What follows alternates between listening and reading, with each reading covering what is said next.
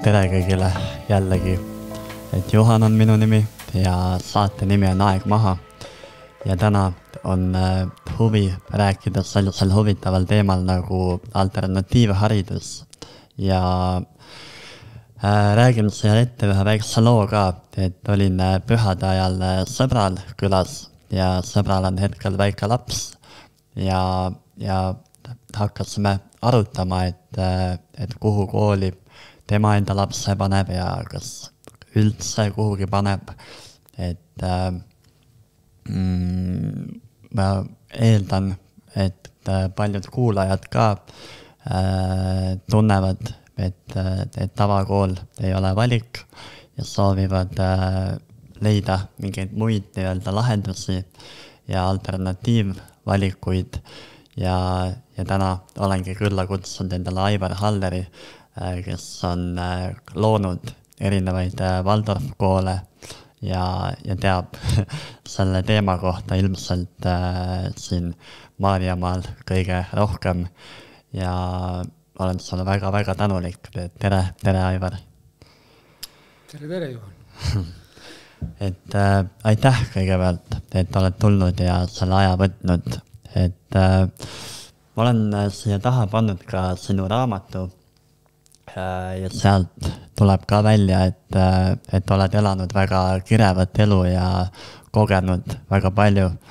Aga juhul, kui on inimesi, kes ei tea, kes sa oled, et võib-olla lühidalt kokku võtta, et kuidas sa kogu selle enda elu nagu kokku võtad, kui seda saab teha niimoodi lühidalt? Lühidalt tahaks võtta, siis ütleks, et ma olen otsiv hing. Et ma ei ole kunagi rahuldunud nende vastustega, mida on võimalik ruttu saada ja lihtsasti. Sest mingis vanuses ma sain aru, et nende taga on midagi enamat ja see on mind alati huvitanud. Ja need otsimised on mind viinud väga kirjut rada mööda. Ja ma olen siis olnud siukse, kui räägime nüüd sellest sajandist, et enam sinna teise eelmisesse mine, et siis sellel sajandil ma olen peamiselt tegelenud mentorlusega. Hea sõbra ja kolleegi Peep Vainuga ehitasime siis üles särast organisatsiooni nagu Vain ja partnerid, kus siis minu põhitegevus oli meeskondade ja juhtide koolitamine ja siis mentorina toeks olemine. Siis mingil hetkel ma sain aru, et see juhtidega töö on kaunikesti vähe tõhus. Et nad enamasti küll käisid meie hirmkallitel koolitustel ja elasid vahvat seltsielu, aga need muutused, mida siis mina kangesti lootsin, et nad oma ettevõtetes vähemalt proovida võtavad, siis neid proovijaid oli küll näpu otsaga. Õnneks need, kes proovisid, jõudsid ka väga kaugele, et on ka maailmas tunnustust leidnud organisatsioone. Aga kahjuks neid oli väga vähe ja siis ma ühel hetkel otsustasin, et selline kõverate puude sirgeks väänamine on võib-olla küsitava väärtusega ja otsustasin, et pigem on vaja minna ja aidata luua sääraseid koole, kus need noored puud saaksid kasvadagi sirgeks. Mis ei tähenda, et kõik puud peavad sirged olema, vaid tähendab seda, et ikkagi selline inimeseks olemise põhi peaks tulema võimalikult ruttu ja varakult. Ja ma siin tahaks natukene täpsustada sinu sissejuhatust, et ma ei ole kindlasti mitte loonud koole, et ma olen küll olnud mitmete koolide loomise juures, aga ma olen ikkagi selline meeskonnamängija. Et ma ei sobi sellise guru või karismaatilise juhi rolli. Et see on väga tappev ja läbipõletav protsess. Aga ma pigem olen selline meeskonnamängija, kes on valmis pingutama koos meeskonnaga. seal raamatus tuleb ka välja, et mingi aeg sa tegid hingamisharjutusi ja sul tuli mingi nii-öelda nägemus, et sa nägid mingi kooli nii-öelda aeda ja väravaid ja kuidagi tuli nagu tunne, et sina ei taha enda lapsi nagu sinna kooli panna. Et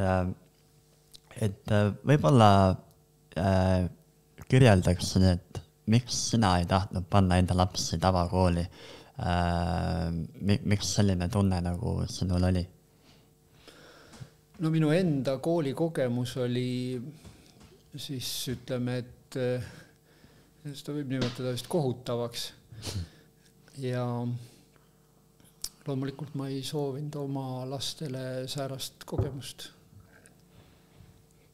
Ja siis see oli see, mis mind pani pingutama siis selle nimel, et leida mõttekaaslasi, kellega rajada säärast kooli, kus lapsed ei peaks kogema frustratsiooni, nii nagu minu esimesed kooliaastad eriti olid siis päris korralik kannatuste rada.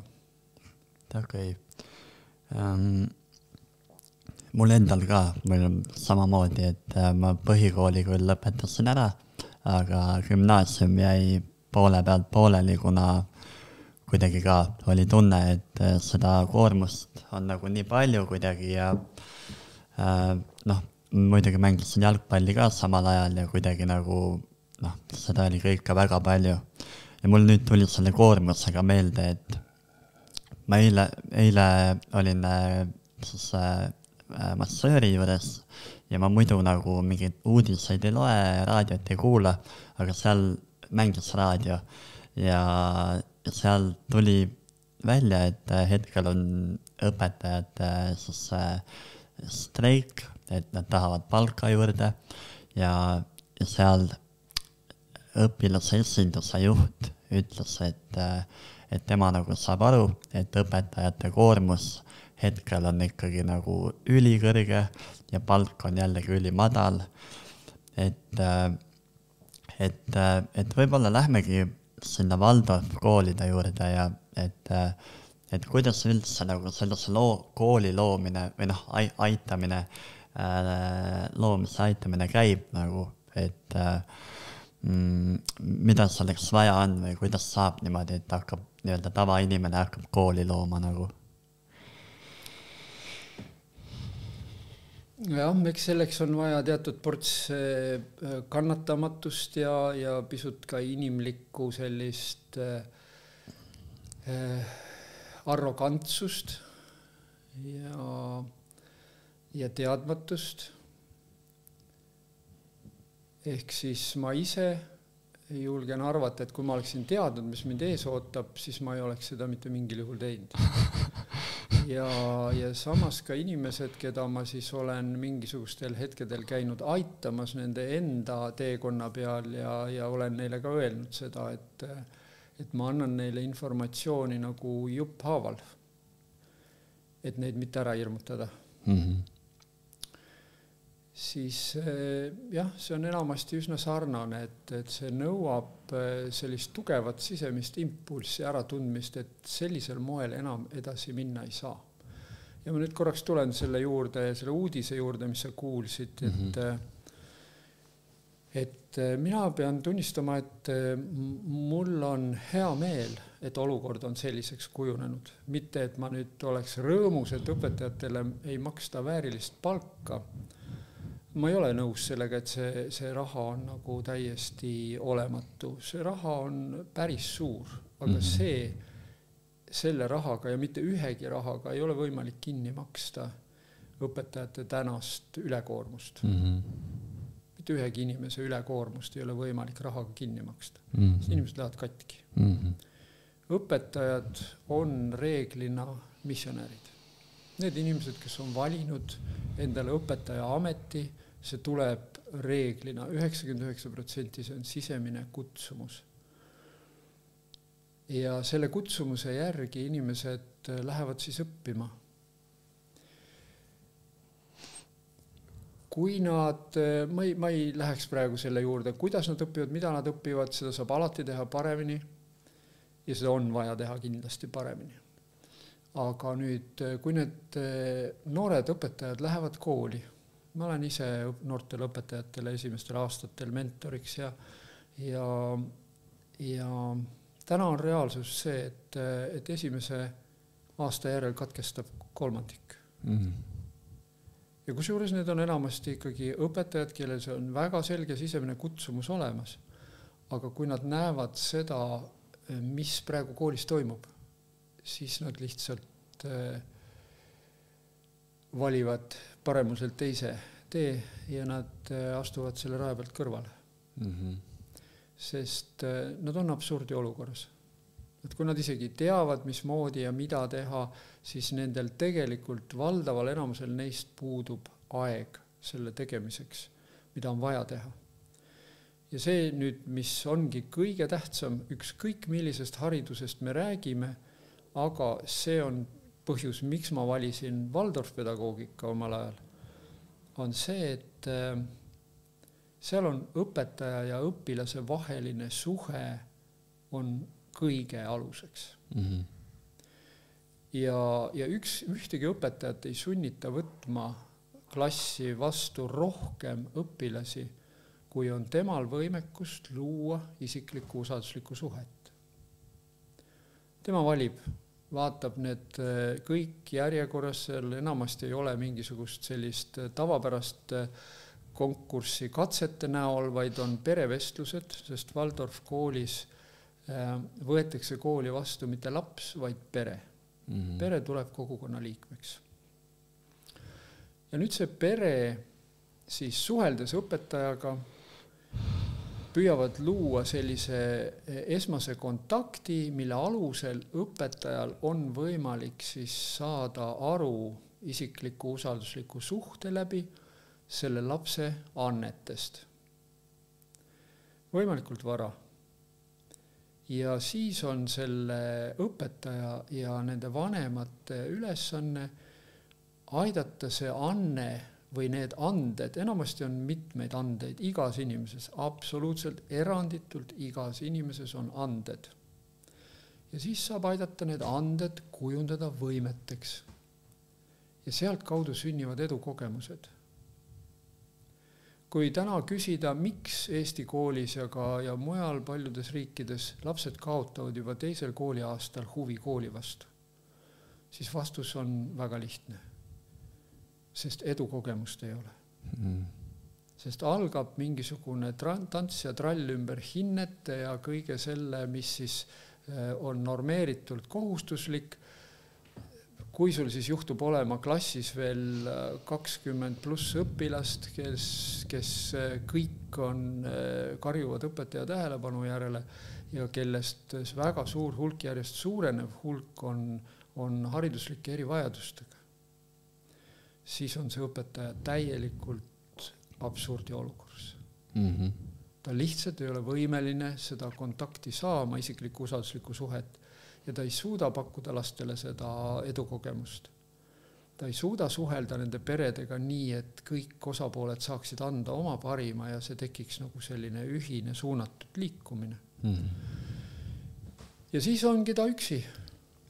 Ja siis on ta olukorras, kus ühel hetkel tulevad nurisevad õpilased, sest nendel ei ole huvitav, nad ei saa aru, nurisevad lapsevanemad, sest nad näevad, et lapsed ei ole rahul ja siis ei ole sul kõrval kolleege, sest kõik on täpselt samamoodi nagu tunnelis pressivad seal oma töötunde, õppetunde ära teha ja siis sa ühel hetkel saadki aru, et sa ei ole mitte missionär, vaid sa oled tehase tööline.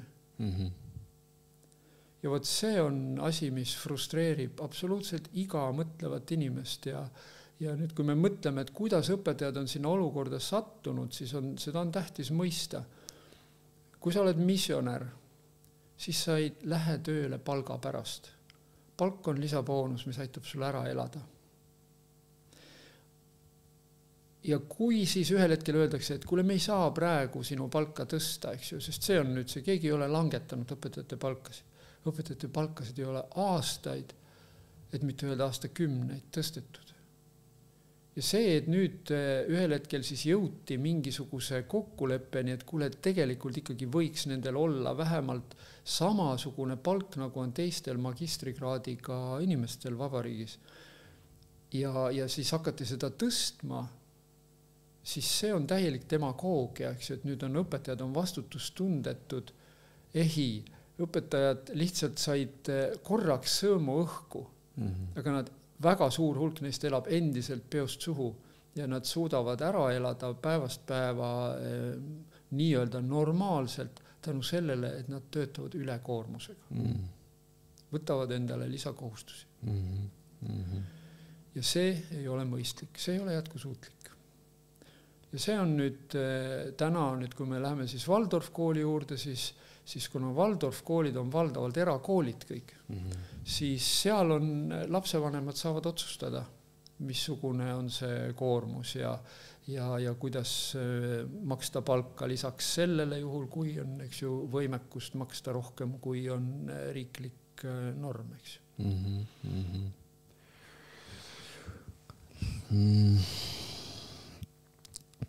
Võib-olla jah, hakkamegi sealt algusest pihta, et siis nägid endal seda nägemust, seal oli ka mingi unenäo kogemus, ja millised need sammud olid algul, mida sa tegema hakkasid, et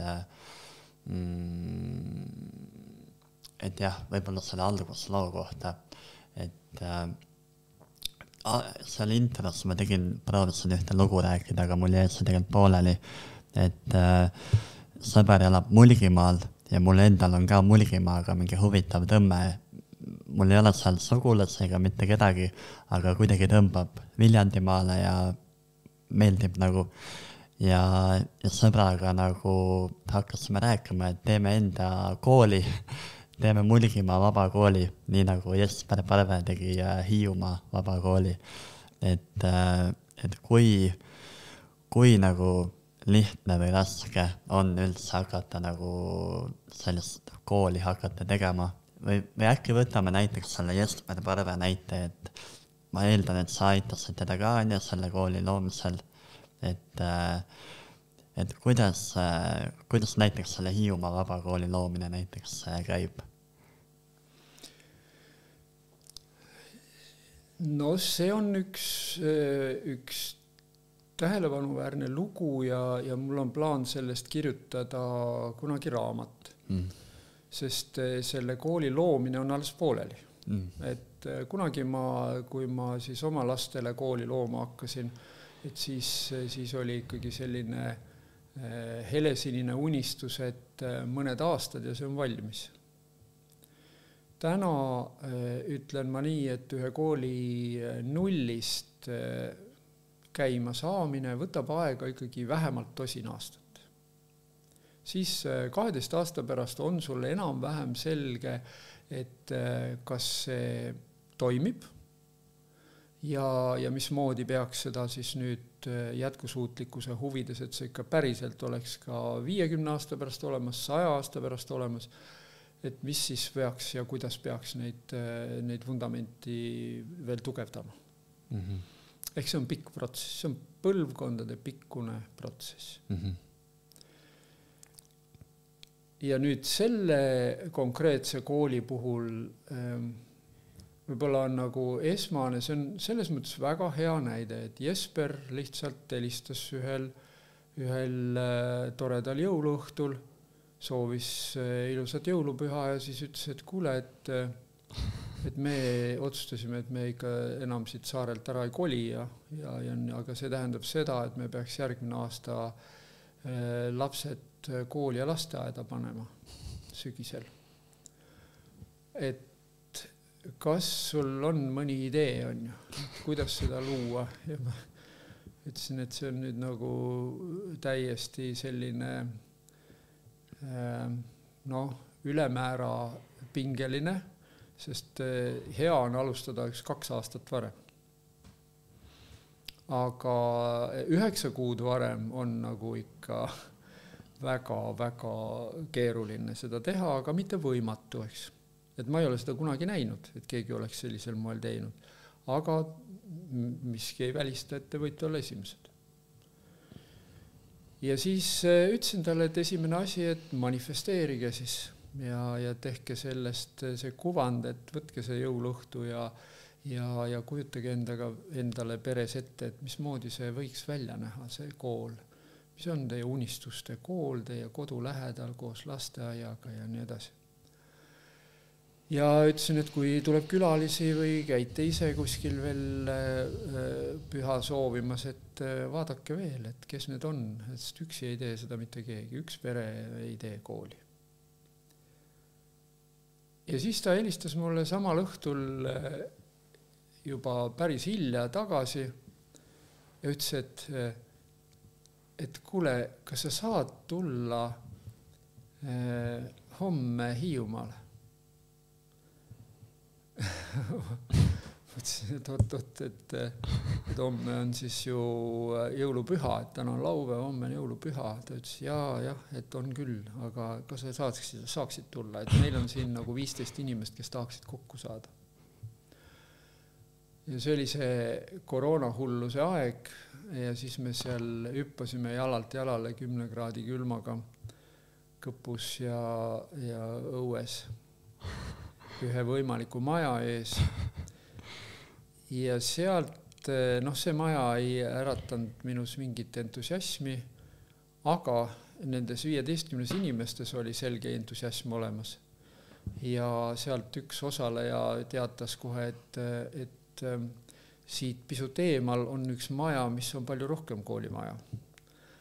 Ja siis sõideti sinna koolimaja juurde ja see oli päris koolimaja. See oligi see maja, kus siis kool täna on ja lasteaed. Ja siis hakkasid kõik imed järjest sündima. Ehk see kool on üks imelugu. Ja sealt ikkagi need inimesed, kes sinna juurde tulid, lisaks ikkagi nüüd Jesperile tuleb öelda, et kui ei oleks seal olnud Margarita Korolit, kes kogu selle dokumentatsiooni täiesti selgelt rekordilise kiirusega suutis ära vormistada ja ministeeriumiga läbi rääkida ja kohaliku omavalitsusega läbi rääkida. Et see oli fenomenaalne kiirus, millega need asjad kõik tehti. Ehk siis nüüd siit lihtne soovitus, et kui kellelgi on soov hakata kooli rajama, siis on nagu absoluutselt vääramatult vajalik, et oleks keegi, kes on seda juba teinud. Ja kes tegelikult siis saab olla abiks, kes saab näidata ära, mis on vajalikud alates dokumentatsioonist asjadest ja juriidilise poole pealt ja siis mis on vajalikud kõik rollid, mis peavad olema täidetud ja kogukonna kujunemisel, loomisel kõik asjad üle vaadata ja panna need ajalisele teljele ja siis mõista, et kas asi on tehtav ja kes mille eest vastutab, mis ajaks peab olema ära tehtud, mis kriteeriumite järgi hindame, et oli hästi tehtud, mis siis teeme, kui ei õnnestunud ja nii edasi. Et see on niisugune esmane to-do list, mis siis on vaja luua. Millised need valikud tänapäeval nagu on? Tean, et Tallinnas on ju Kaia kool, erinevad Waldorf-koolid, nüüd on see Hiiumaa vabakool, mis on niisugune populaarne ja mida kõik teavad, aga millised need valikud veel on, et kui võtta kogu Eesti, et palju neid koole üldse on, et kui võttagi Waldorf-koolid, Kaia koolid ja mis seda veel jäävad peale Hiiumaa vabakooli? Eestis on 550 omanäolist kooli. Ikka väga palju. Ei ole mitte ühtegi sarnast kooli. Ütleme identset sarnast. Ikka kõik nad elavad oma elu, oma kommuuni elu. Ma olen 20 pluss aasta jooksul käinud läbi praktiliselt kõik. Mõnda kooli 10 korda isegi. Ja Eesti haridusseadustik on, ma julgen pakkuda, et maailmas üks parimaid. Ta teeb ikkagi võimalikuks ehitada kooli, mida kogukond tahab. Suurim puudus on võib-olla Eesti haridusseadustikus koolijuhi rolli seadistamisel, ehk et maailmas, ma isegi ei julge öelda maailmas, aga ütleme siis niimoodi, et Euroopas kindlasti ei ole ühtegi teist riiki, kus koolijuhil oleks nii metsik vastutuse koorem. Ehk siis Eesti koolijuht vastutab absoluutselt kõige eest, mis koolis toimub või toimumata jääb. Ja see tingib väga tihti seda, et Eesti kooli juhitakse autoritaarselt. Enamus Eesti koole juhitakse autoritaarselt. Sest koolijuht vastutab kõige eest, mis koolis toimub või toimumata jääb. Ja kui tal ei ole piisavat usaldust selle kooli kogukonnaga, siis ta teebki kõik ise, sest seadus nõuab talt seda. Tegelikult, kui nüüd saaks selle kooli juhtimise kaasavamaks muuta, ja selleks on omad võimalused tegelikult olemas, selleks on näiteks olemas põhikooli gümnaasiumi seaduses, ei mäleta nüüd enam paragrahvi numbrit, aga paragrahv, millesse sai rida aastaid tagasi, mis sai sõnastatud selliselt, et haridusasutuse hoolekogul, või ütleme kooli hoolekogul, on õigus teha kooli omanikule asutuse juhtimise osas ettepanekuid. Ja kui siis nüüd kooli hoolekogu, kus on esindatud kõik kooliga seonduvad osapooled, seal on kooli juhtkond, seal on õpetajad, seal on poole ulatuses vähemalt on lapsevanemad, seal on vilistlased, seal on kohalik omavalitsus ja õpilased vist ütlesin ei öelda. Ühesõnaga kõik. Ja võt nüüd, kui see seltskond oleks piisava ettevalmistusega juhtimisotsuste tegemiseks, et ta ei ole lihtsalt kummitempel, mis teeb seda siis, mida küll isegi seadus ei anna tegelikult õigust, aga julgen öelda, et enamus Eesti koole ikkagi täna hoolekogu on koolijuhi kummitempel. Et juht valmistab materjalid, paberid ette ja siis hoolekogusse valitakse tihtilugu inimesi, kes koosolekul ei olnud, öeldakse, et on aktiivne ja nii edasi. Ja minu unistus on, et Eestis kujunevad igas klassis vanemate kogud, ehk siis iga kooli, iga klassi lapsevanemad kogunevad vanemate kogusse ja need vanemakogud on aktiivsed oma laste, oskavad oma laste õpetajaid aidata ja tahavad. Ja siis tekivad need aktiivsete lastevanemate seast need, keda on võimalik valida hoolekogusse, juhtimise tasandile. Ja siis on nende koolitamisel, selle organisatsiooni koolitamisel on võimalik jõuda sinnamaani, et koolijuht usaldab anda suurema hulga kohustusi jagada allapoole sinna rohujuure tasandile, kaasa arvatud õpilastele. Sest täna on õpilased olukorras, kus neil 12 aastat räägitakse neile, mida nad peavad tegema, kuidas nad peavad tegema, kellega, millal, ja kui nad küsivad, miks, siis öeldakse, et äkki läheb vaja tulevikus. Ma olen 62 aastat täna elanud maailmas ja ütleks, et valdavat enamust ei ole mul vaja läinud. Aga see, mida mul hädasti vaja on läinud, ehk siis suhete loomist, hoidmist ja vajadusel ka lõpetamist ja sihukest oma suhtumise, oma tunnetega hakkama saamist ja teiste tunnete mõistmist ja sihukest asja ei ole õpetanud keegi ja kahjuks on ka täna väga loetud arv koole, kus siis on konkreetselt õpetajad, kes tegelikult kas siis inimese õpetuses, kodanikuõpetuses või mingis muus aines seda päriselt teevad. Väga-väga vähe. Ja see tähendab, et kui me soovime mingisugust suuremat muutust ühiskonnas tervikuna, siis see peab saama alguse ka juhtimise kontekstis koolist.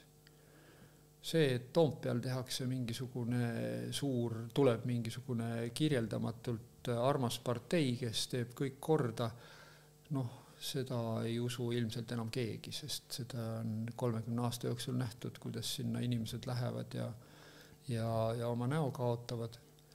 Et need uued poliitikud ikkagi peavad sündima kogukonna tasandil, nendest samadest lapsevanematest, kes siis oma lapsed kooli viivad ja siis 5, 6, 7, 8 aastat tasuta ühiskondlikus korras selle kooli heaolu eest seisavad, ehitavad üles korralikud kogukonnad, ka ettevõtjatena ühel hetkel saavad põhjuse minna ja panustada sinna kooli.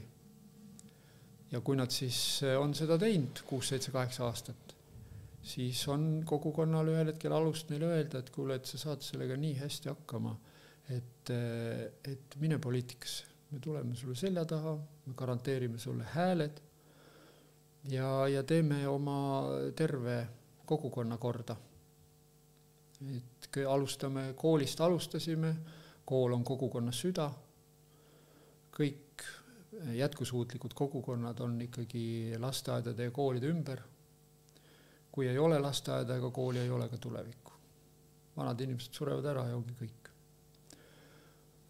Aga säärased koolid, kus kogukond on ümber, siis ja on need suuremad, avaramad kohalikud omavalitsused, kus siis neid koole võib olla mitu, eks ju, ja siis need inimesed lähevad ja aitavad korrastada seda suuremat regiooni. Ja kui nad saavad ka sellega hästi hakkama, siis on nad ühel päeval Toompeal. Ja see võib võtta aega 16 aastat, võib-olla 20, võib-olla 24, ei tea. Aga selle eeldus on, et maal elu läheb käima ja kogukondades, ka linnakogukondades. Ja sealt valitakse siis lõpuks päris tegijad, mitte enam inimesed, kes arvavad, et nad on poliitikud ja lähevad Toompeale uut elu looma.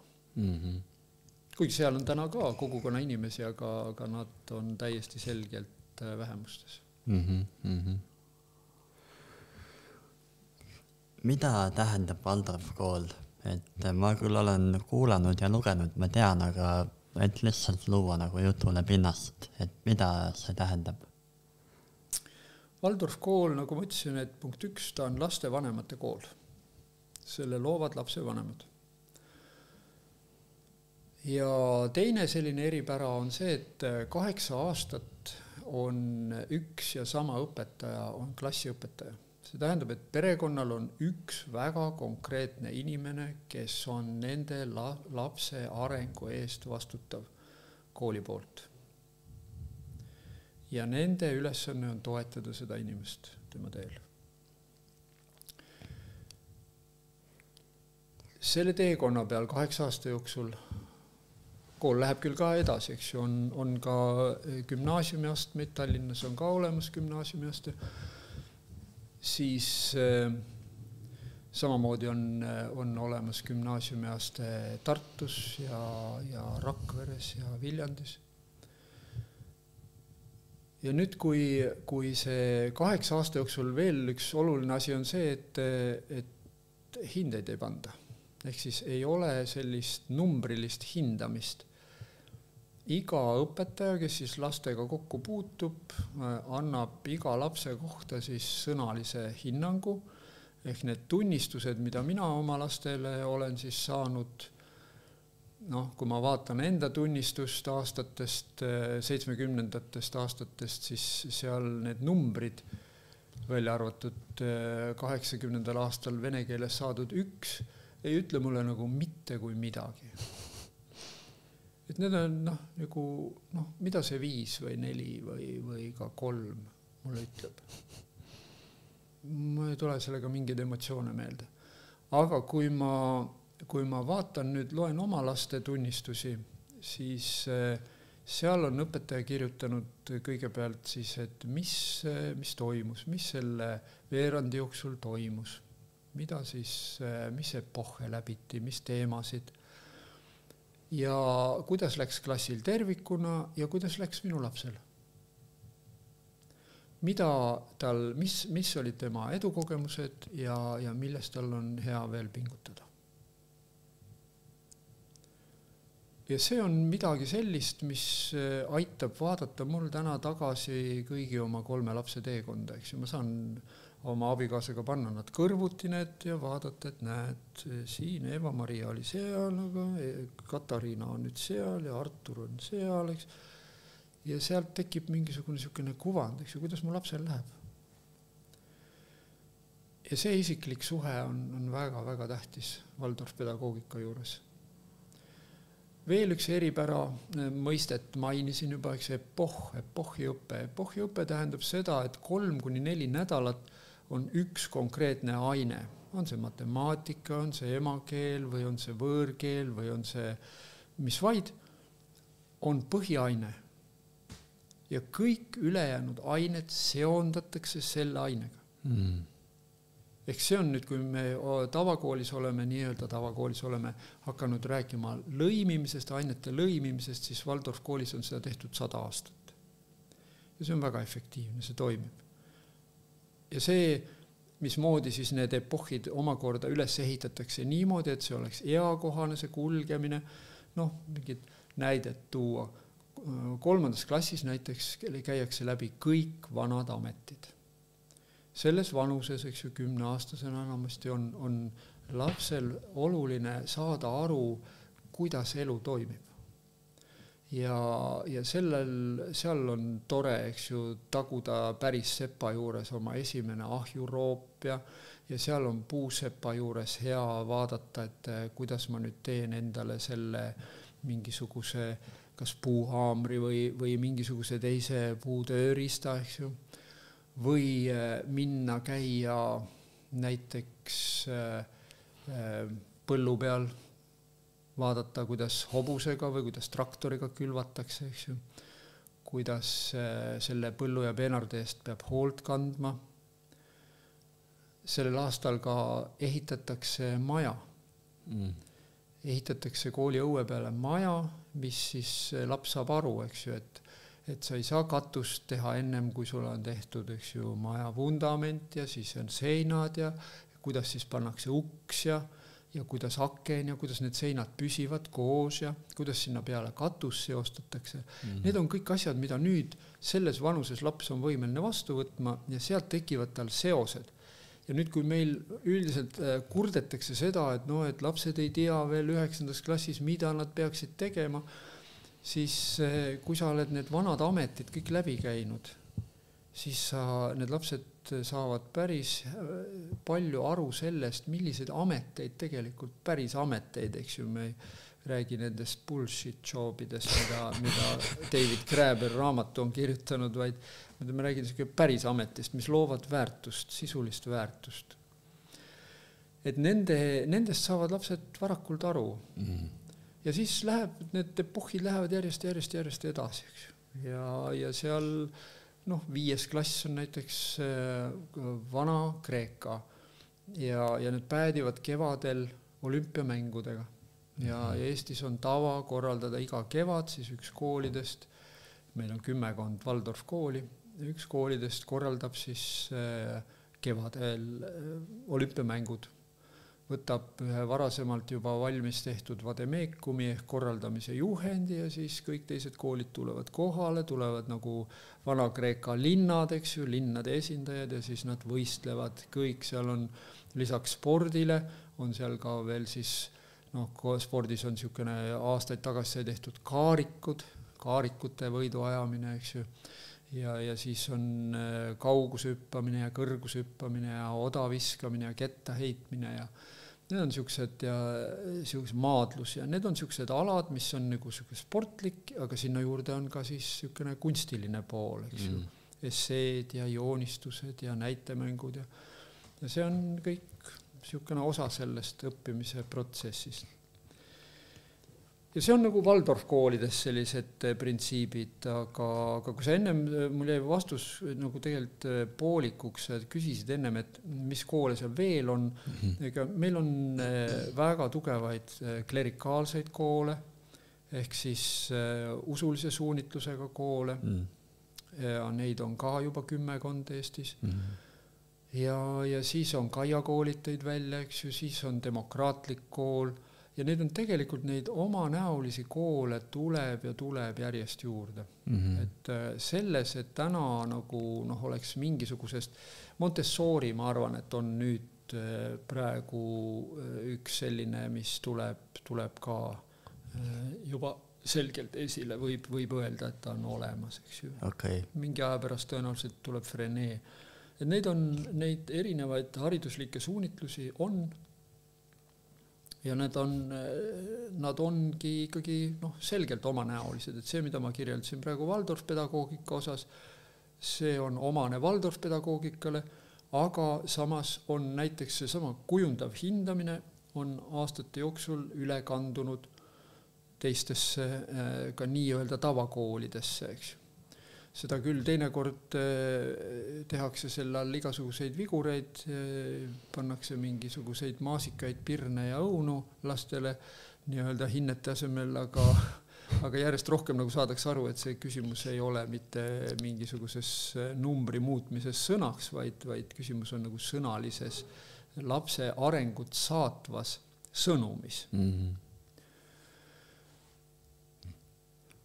Jah, et see praegu võib-olla oleks siis selliste Waldorf kooli eripärade osas,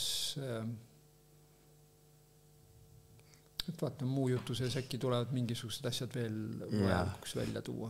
Ja Waldorfis ei ole ka õpikuid, nagu ma aru saan. Võib-olla see Montessori on ka mingi väga selline populaarne sõna, kuna mul hetkel ei ole lapsi ega pere, aga on tulevikus soov ja plaan ikkagi luua, et kas saaksid natukene nagu võrrelda, et näiteks Waldorfit ja seda Montessorit või Waldorfit ja Kaia kooli, et mis nende eripära ja vahe nagu on ja Waldorf kooli kohta ka, et mul üks tuttav kuidagi ütles, et seal Waldorf koolis käivad nii-öelda ka mõned erivajadustega lapsed, et selle tõttu tema pani Kaia kooli nagu, et kas see on nii ja võib-olla natuke võrrelda ka, et mis vahe nendel koolidel nagu ja suunadel nagu on.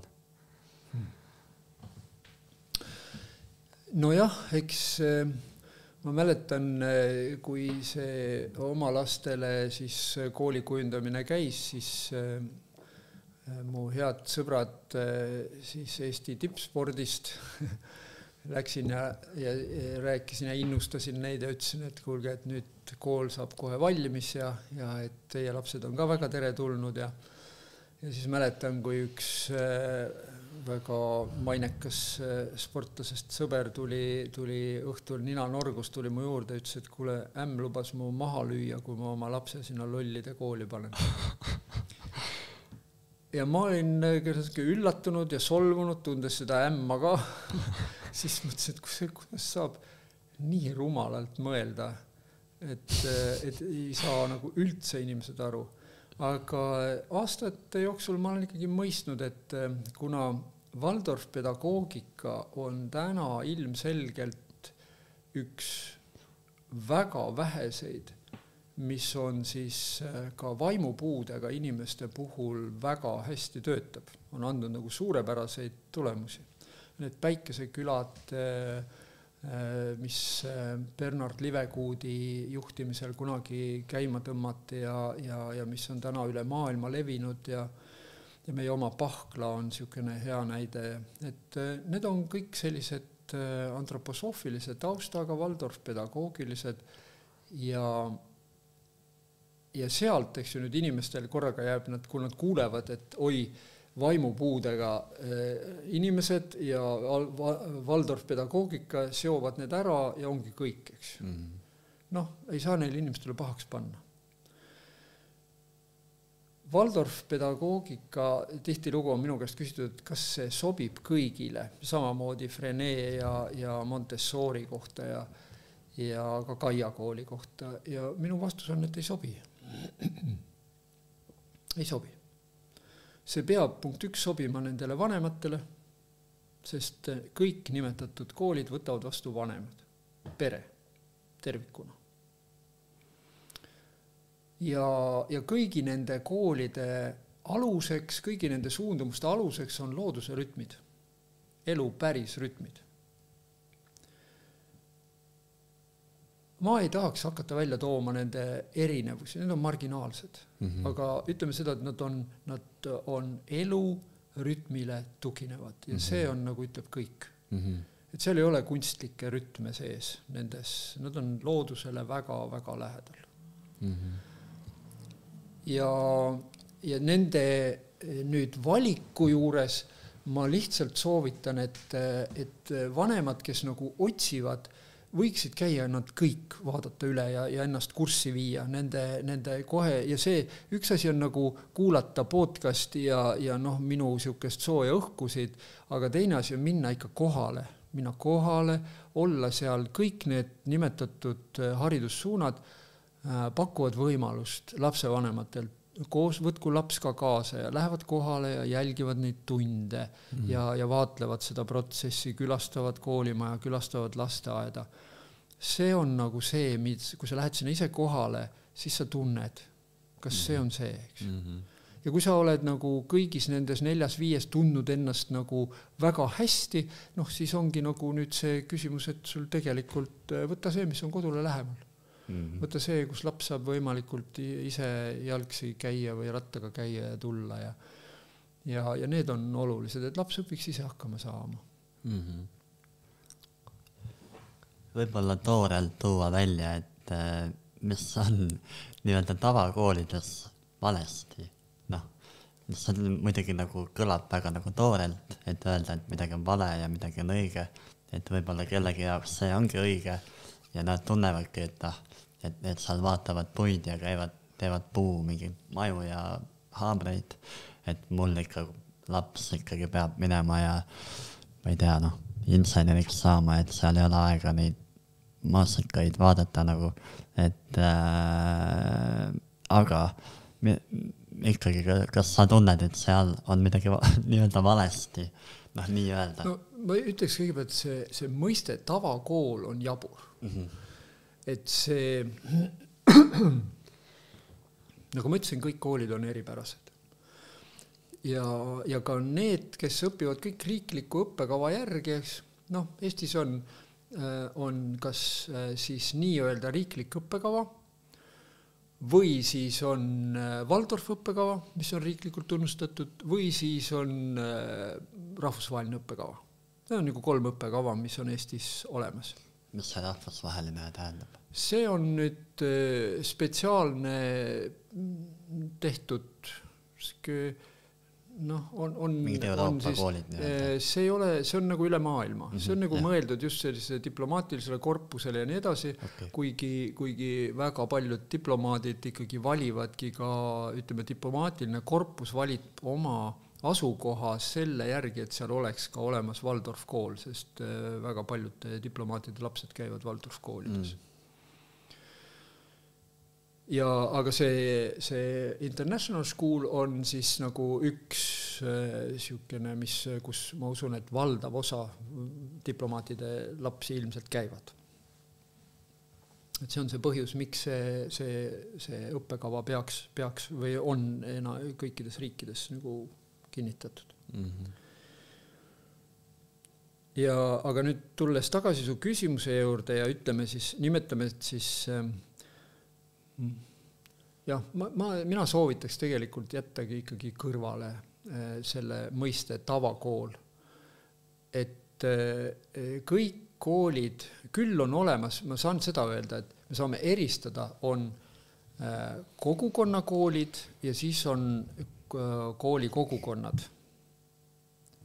Et kogukonnakool on see, kus grupp inimesi on otsustanud luua nüüd kogukonna südameks ühe kooli. Ja nüüd nad ehitavad selle kooli üles, eks. Ja siis võib öelda, et on koolid, kus ei ole, ma ütleks niisugune, et need nii-öelda elitaarsed koolid, kus siis ka viimaste uuringute järgi on nagu selgelt näha, et sealt tegelikult nüüd ikkagi mingisugused eelised sünnivad lastele, ja kuhu siis lapsevanemad tegelikult meeleheitlikult pingutavad tuua Eestis igast servast, eks ju, neid lapsi siia Tallinnasse ja Tartu südalinna, siis see elitaarsus ei taga kogukonda. Et lihtsalt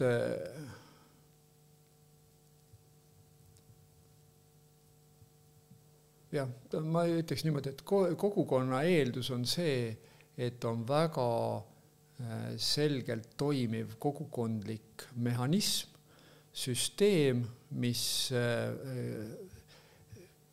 eeldab siis seda pere osalust, et pere võetakse vastu kooli, eks ju. Sest see pere on kogukonna üks nii-öelda alusfraktaleid.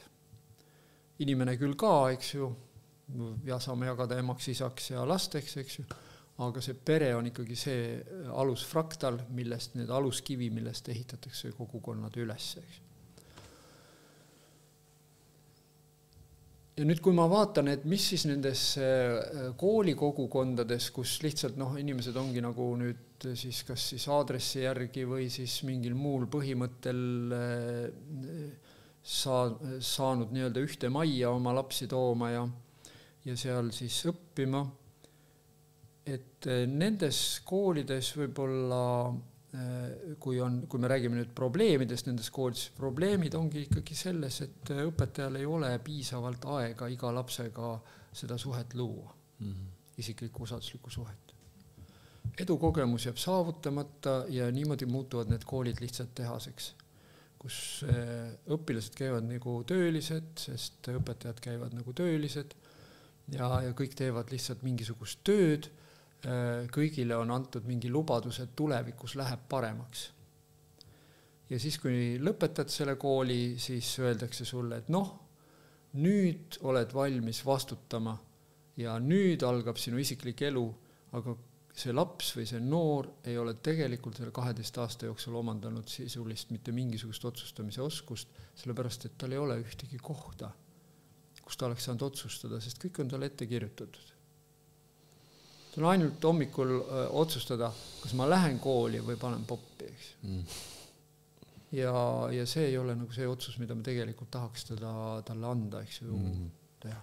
Nad ei tee vahet ei tahtmistel ega soovidel, nad on nagu enamasti ikkagi kevaditi neid koole külastades on näha totaalselt frustreerunud noori inimesi, lõpuklassid, eks ju, eriti, kus on tempo ja pinge krutitud niimoodi üles, et see, kui me oleks nagu oma töö juures kusagil täiskasvanutel midagi sellist tehakse, streigiksime ammu kõik juba. See on täiesti ebainimlik, mis me teeme oma noortega. Ja siis anname neile need diplomid kätte ja siis ütleme, et nüüd on maailm teie ees lahti, eks ju.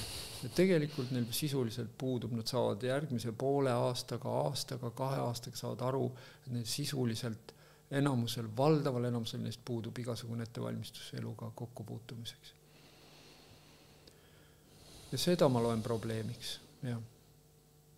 Ja kui me tahame öelda, et see nii-öelda tavakool, siis see on minu jaoks natukene räme mõiste, eks ju, et nimetada kõiki neid, mis ei ole siis nüüd eelnimetatud koolid nagu tavakoolid, et see ei ole nii. Minu enda lapsed näiteks, kui ma räägin nagu haridusasutustest laiemalt, käisid küll või käivad veel, noorem tütar käib veel, käivad Waldorf koolis ja käisid Waldorf koolis. Aga nad lasteaias käisid kõik Õismäel, tõesti tavalises Õismäe lasteaias. Aga see tavaline lasteaed oli ebatavaline selles mõttes, et need pered, kes seal käisid, sobitusid ja klappisid nii hästi, et nad veel aastaid peale seda, kui lapsed olid lõpetanud, juba lasteaiast lahkunud, suhtlesid kõik edasi omavahel ja käisid koos ja arutlesid ja kuulasid ja rääkisid lugusid. Et suurepärane lasteaed oli. Ja me saame öelda, et see nii-öelda tavalasteaed. Aga mis tegi eriliseks, oli selle lasteaia juhataja koos oma erakordse naiskonnaga. inimesed. Nad oskasid suhelda, nad oskasid luua sellist keskkonda, kuhu lapsevanemana oli nagu rõõm minna ja lastel oli nagu suur rõõm olla. Mm-hmm. Ja lasteaias on see väga-väga oluline. Mm-hmm. Koolis peab õppima ka pingutama, aga pingutamisel peab olema tulemus. Pingutus peab tooma ka edu. Ja kui sa siis lihtsalt näitad lapsele, ütled, et ta on loll, on ju, sest ta saab kogu aeg ainult kahtesid, on ju, ja ta ei saa aru, eks ju, mismoodi ta peaks siis nagu parandama seda olukorda, sest ta tõesti ei saa aru. Sest õpetaja ei ole tegelikult saanud aru, mis on selle lapse anne. Ja siin on võib-olla hea koht tuua välja, et nüüd see hariduses, mis on võib-olla suurimaid muutusi ilmselt, mis võiks tekkida, ongi arusaamine inimese andekusest. Ja kui tosin aastat tagasi veel Eestis rääkisin Howard Gardnerist ja tema toona veel 8 multiintelligentsusest, siis lihtsalt naerdi mind välja. Täna enam ei naerda, sellepärast, et Howard Gardner enam ei ole lihtsalt mingisugune mees kusagilt Ameerikast, vaid on Harvardi ülikooli professor, keda siis tunnustatakse ja tunnistatakse täna, et need 10 intelligentsust, siis, mida ta on välja toonud, on päriselt olemas. Mm-hmm. Jah, neid ei ole väga lihtne määratleda ja neid ei saagi joonlauaga mõõta, aga meie süsteem tahab odavalt hakkama saada ja kõik peaks olema joonlauaga mõõdet. Aga et meie kuulajad, vaatajad saaksid nagu aimu sellest, millest jutt käib, siis ma loetlen võib-olla nüüd ülesse. Et esiteks kõik me teame matemaatilis-loogilist. See on nagu lihtsamaid andeid, mida avastada ühel hetkel numbritega saab laps hästi hakkama ja siis ongi tore. Teine on verbaalingvistiline, eks. Tal on keeleline võimekus nii hea, et ta saab sellega hakkama ja need on nagu 2, mis meie koolis nagu lihtsasti on leitavad. Kehalis-kinesteetiline. See on ka spordipoiss, eks ju. Ise jalgpallipoiss oled, et saad aru, et vähemalt saab seal tunnis saab laps oma rõõmu tunda sellest, et ta saab hakkama, eks. 4, muusikalis-rütmiline. Mozart. Edasi selline ruumiline tajuja, tunnetaja. Inglise keeles spatial. Et see on põhimõtteliselt siis, see on nagu malemängija, laevakapten, arhitekt, see on nagu inimene, kes suudab piltides ja kujundites mõelda ruumiliselt. Eks. See oli 5. Nüüd 6 on interpersonaalne. Ehk siis inimene, kes väga hästi suhtleb, loob kontakti ja hoiab seda suhet ja vajadusel oskab ka raskest olukorrast nagu selle suhte välja tuua. Eks. Siis on intrapersonaalne, ehk siis inimene, kes on võimeline enda sisse minema ja oma seest leidma üles kõik selle, mis on vajalik, et välismaailmaga hakkama saada. Siis nüüd sellised viimased, mida Gardner on avastanud, on siis ta nägi, et 3-aastastel lastel on võimalik juba tuvastada pedagoogiline intelligentsus. Ja see tähendab seda, et 3-aastased lapsed avastused on võimelised seletama noorematele ja ka vanematele asju, mida vaatad kõrvalt suu lahti ja mõtled, et vau, kus kohast ta võtab sellise oskuse. Ja see ongi pedagoogiline andekus. On tulevased õpetajad. Siis on holistiline. Ehk see on nüüd see, kellel on nagu kõik tervik kosmos on avatud ja ta võib sulle rääkida asjadest, mida sa mõtled, et äkki on lapsel midagi viga. Et ta kuuleb ja tajub ja tunnetab midagi, mida teised ei kuule, taju ega tunneta. Ja siis on 10 on looduslik intelligentsus. See on laps, kes vaatab taime ja ütleb, et see on see, eks ju, seda tuleb kasta niimoodi, näed, see putukas on see putukas, see elab seal, eks ju, ta on selle pärast tähtis, on ju. Ta tunneb iga rohulibe ja vebrekest ja tal on see väga huvitav, eks ju. Ja need on nüüd, Gardener ütleb selle kohta, et need intelligentsused, need on sotsiaalsed võimekused või sotsiaalsed andekused, millega sa saad siis oma elus otsuseid tehes, eks ju, oma elu paremaks muuta, oma kogemust elust paremaks muuta. Ja need on olemas absoluutselt kõigis inimestes. Aga ta on nagu equalizer, eks ju, ta on nagu üks asi on kõrgel, teine asi on madalal, mõnda pole peaaegu üldse olemas ja näha, eks ju. Aga neid saab kõiki arendada. Ja see on väga tähtis. Ja kui me nüüd, eks ju, teame, et neid on selline 10, siis kui oluline on see, et sa saad selle lapsega õpetajana kontakti. Kui oluline on sa oma lapse vanemana, et sa oskad vaadata, et sa oled lugenud ja tead seda, et sellised anded on ja ise juba jälgid oma last kõrvalt. Eks. Ja nüüd oskad ka õpetajat vajadusel suunata ja juhendada ja kasvatajad lasteaias. Ja ma mõtlen, et kas seal ei või tekkida nii-öelda seda dissonantsi. Ma ei mäleta, kas see oli äkki Alar Ojastu, kes sellel teemal rääkis, et tänapäeval ongi see jama, et meil nagu tahamegi, et meil tunnistusel oleks kõik nii-öelda 4-5 või mõned 3, et ei panda tähelepanu nendele 5, vaid pannaksegi tähelepanu nendele 2, et siis jah, et panna kõik nii-öelda ühele joonele, aga oletame, et kellelgi ongi, ütleme, suhtlemine väga hea, kas ei peaks panema rohkem rõhku nii-öelda suhtlemisele või kas seal proovitakse ka neid nuppe kõiki nagu ühte nagu ritta saada või kuidas sellega on? No sellega on tegelikult suhteliselt lihtne. See, mis on kõige tugevam ja esile tulev, sellega on vaja teha kõigepealt tööd, sest laps peab saama edukogemuse õppimisest. Muidu ei teki mingisugust elukestva õppe harjumust. Ja see on juba tähtis ühel põhjusel. Ma soovitan neid andeid ja võimeks kujundatud andeid vaadata kui meie rahvuslikku rikkust. Sest see on meie päris rahvuslik rikkus, mitte mets või põlevkivi või turvas, vaid need võimeteks kujundatud anded. Ja kui me jätame need võimed kujundamata, siis mis meie rahvast saab? Me oskame täna päris hästi ringi käia oma nii-öelda sportliku suundumusega lastega, eks ju. Ja ka muusikaga tegelikult on meil teatud kogemused olemas. Vaata meie dirigente, vaata meie muusikuid ja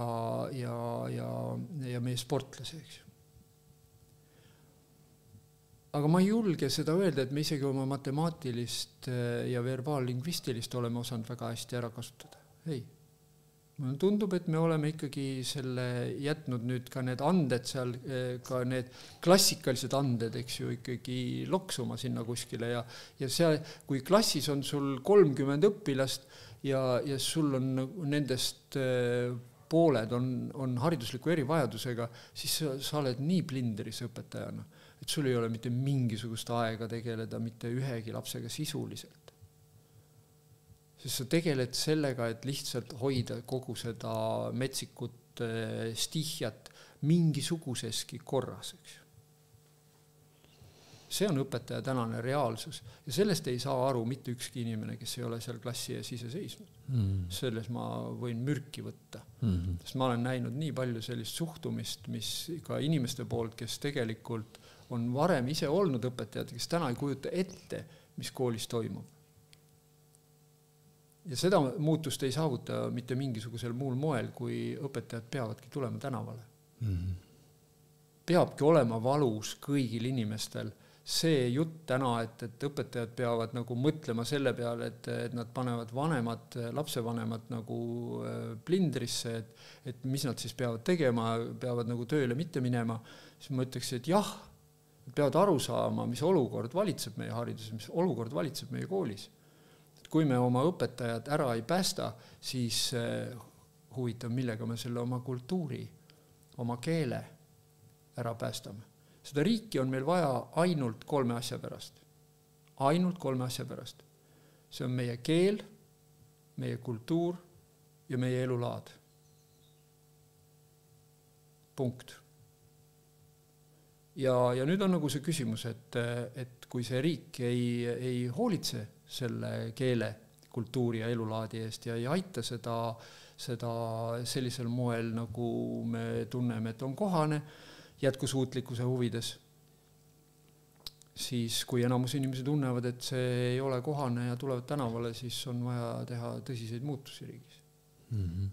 Ja sellepärast olen mina 100% nõus sellega. Loomulikult, nagu ma ütlesin alguses juba, palk ei päästa suurt mitte midagi. Aga palk annab perspektiivi, tunnetuse, et tegelikult ka ühiskond on valmis uuesti väärtustama hakkama õpetajaid. Palk on praegu lihtsalt kujunenud põhimõtte küsimuseks. Ja sealt kaudu tuleb see asi lahendusele tüürida. Kas seda koormust nagu vähemaks ei ole võimalik võtta või? Et ma mäletan ka, et ma gümnaasiumi ajal lähed hommikul vara, lähed kooli on ja oled peaaegu mingi kella 5 peaaegu oled koolis on ja et ma ei tea, et kas seda kuidagi muuta ei ole võimalik või... No jaa, seda räägitakse ju, et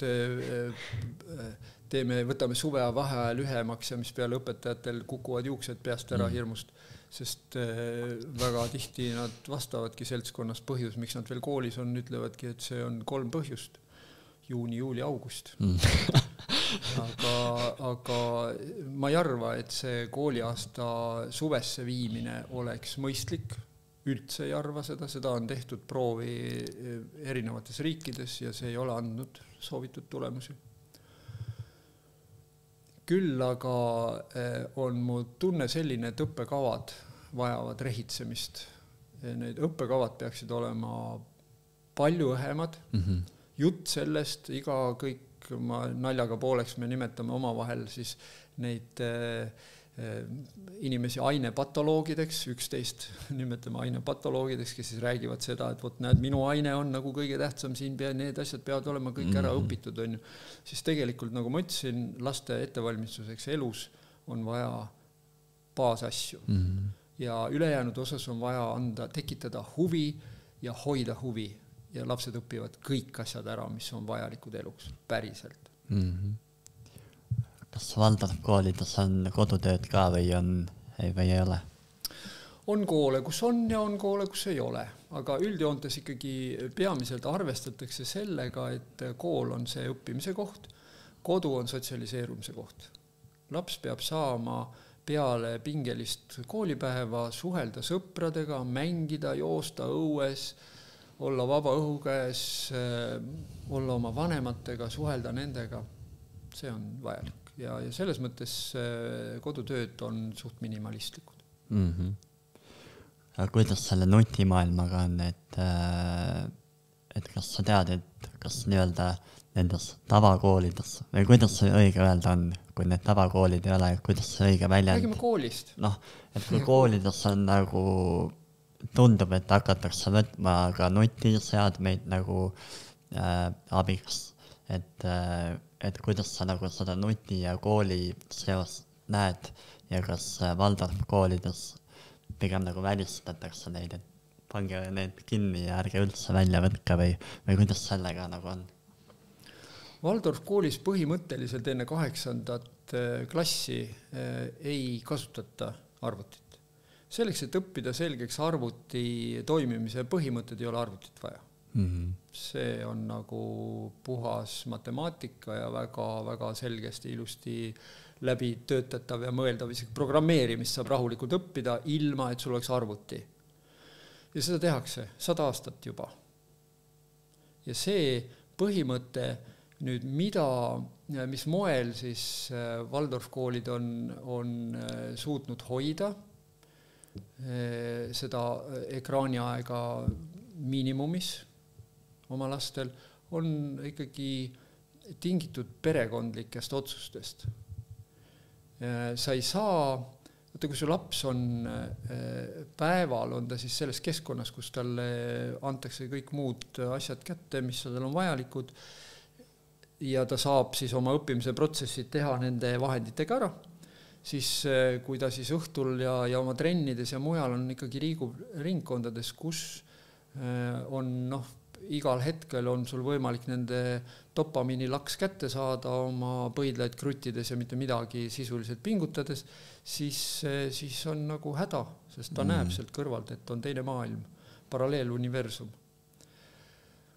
Ja seega ikkagi tehakse seal Waldorf-koolides, kodudes väga ranged kokkulepped, eks ju, pered omavahel ja et kuidas ikkagi hoida seda ringi nagu sellisena, et kui lapsed ka lähevad külla üksteisele, ei ole ekraanide taga, ei ole tegevused, on need lauamängud, on igasugused muud asjad, kõik, millega on võimalik nagu hoida tähelepanu ja pakkuda samamoodi dopamiini, aga pingutuse läbi, eks ju.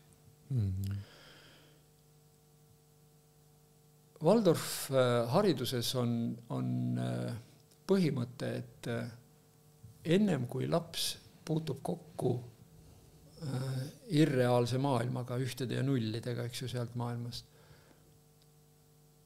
peab tal olema saavutatud kontakt päris maailmaga.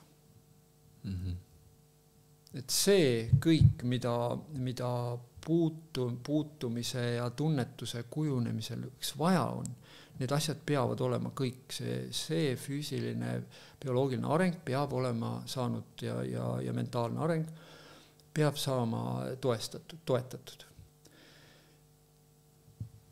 Ja see, kui siis on, enamasti see on niimoodi, et ka täna ma tean Waldorf-koole, kus on see tõmmatud sealt 8. klassist aastakene ettepoole. Ja see sõltub nagu sellisest nagu kultuuri kontekstist. Ja kui enamasti on nii, et kui lapsel on tekkinud juba lugemise harjumus, et ta raamatuid loeb, ei ole mingit probleemi, siis on edasi juba ekraanid on täiesti okei.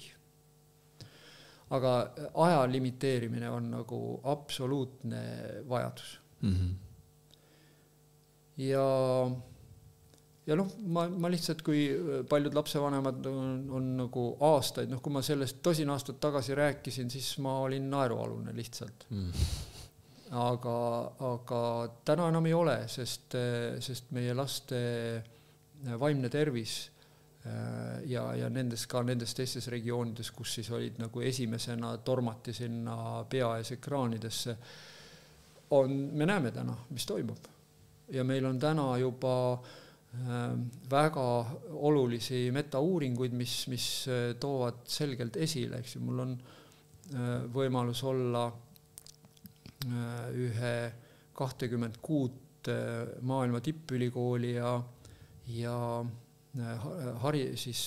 meditsiiniasutusi, instituute siduvas projektis, 5-aastases projektis, kus me koondame kokku praegu kõiki neid uuringuid üle maailma, mis siis on tehtud selleks, et digivahendite eakohase kasutamise tulemusi ja tagajärgi välja tuua.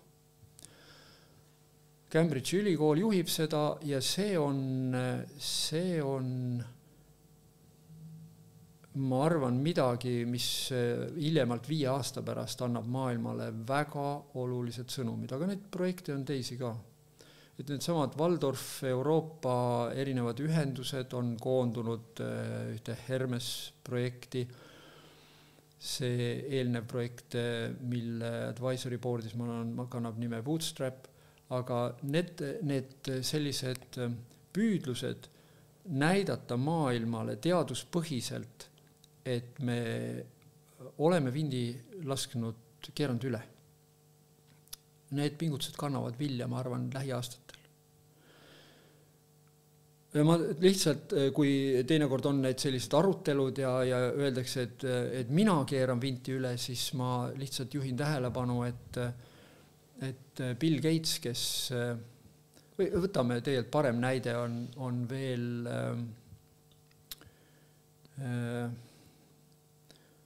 Apple'i looja Jobs.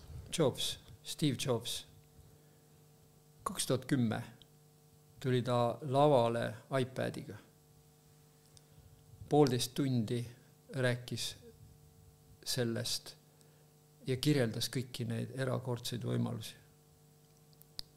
Ja ta ütles sõna otseselt selgelt välja, et tema usub, et see iPod peaks olema või iPad peaks olema absoluutselt igal inimesel. Oma lastele ta seda ei andnud. See oli keelatud nende peres. Samamoodi võib tuua täiesti konkreetseid näiteid Gateside perest, Melinda ja Bill Gatesi piirangud täpselt, kuhu maani nad välja läksid. Ja kui täna keegi küsib, et mis on kõige popimad koolid Silicon Valley's, siis vastus on lihtne. Waldorf kool.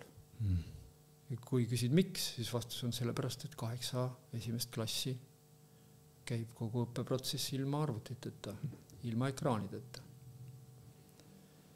Mida teavad need inimesed, ehk siis maailma juhtivad IT-valdkonna inimesed, sellist, mida meie ei tea? Miks nad järgivad narkokaubanduse põhimõtet, ära tarbi seda, mida müüd? Ja lihtne küsimus. Kes leiab vastuse? See tõenäoliselt ka oma lastele neid vahendid kätte ei anna. Selle kohta on pikk film ka tehtud, Social Dilemma. Seal räägib pikalt selle kohta. Neid filme on päris mitmed, aga Social Dilemma on kindlasti üks parimaid.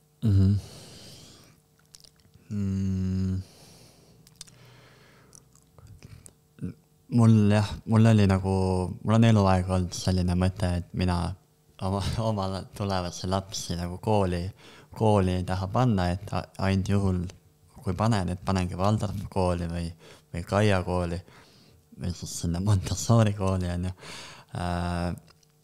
Et see on nagu olnud väga pikalt, aga mis seda mõtet veel tugevamalt nii-öelda kivisse raidus oli koroonaaeg minu jaoks. Et see, mis sellele koroona ajal koolides toimus, oli enneolematu nagu, kuidas selline asi nagu saab üldse nagu võimalik olla, et kõik see vaktsiinide teema ja et mitte vaktsineeritud lapsed ei saanud, ma ei tea, ekskursioonile minna või ma ei tea, kooli või kuhu iganes on ju, et ma ei tea, kas sa oskad kommenteerida nagu kuidas sa nagu seda kommenteerid ja kas Waldorf koolides kas seal ei ole nagu riigil sellist võimu, et nad tulevad ja hakkavad laamendama ja ütlema, et mida peab tegema ja või ei pea? Riigil on haridussüsteemi kui terviku osas väga selged õigused ja kohustused. Aga jah, Waldorf koolid ja kõik teised erakoolid on siiski natukene sellisest üldisest ühe mütsiga löömisest väljas. Ja seal saab kujundada erisusi. Nüüd koroonaaeg on ikkagi siin, me ei tohi unustada seda, et see oli väga uus olukord kõigi jaoks, ekstreemne, ääretult ekstreemne. Ja ka need inimesed, kes tegelikult siis said aru, et see vint on ka üle keeratud ja see jõust, me oleme kaotame ära kõik oma demokraatia tunnused. Ega nende seas ikkagi ka ei olnud sellist ühtset äratundmist, et me nüüd peaks minema plakatitega välja. See oli kõigi meie jaoks siukene õppimise koht, proovikivi. ja minu jaoks on nagu nüüd see tegelikkus on see, kuidas me täna tagasi vaatame sellele. Ja mind teeb väga ettevaatlikuks see, et meil ei ole sellel teemal isegi olnud diskussiooni. See näitab meie väga selgelt seisma jäänud sotsiaalset elu. Me oleme siis muutunud väga mustvalgeks ja see mustvalgsus läheb igasse eluvaldkonda. Selline poliitiline tapatalg, kus vahendid valimata üksteist lihtsalt pekstakse, peksmise pärast on täna ilmekas näide, aga need maneerid tuuakse ju alla igale poole. Ja see on nagu uus suhtlemine, et kui me laseme, kui me anname õiguse anonüümselt sõimata ja tühistada inimesi internetiveergudel, siis see muutubki uueks kultuuriks. See ongi meie uus kultuur. Ja siis ongi ühel päeval need influencerid, ongi meie kultuuriloojad.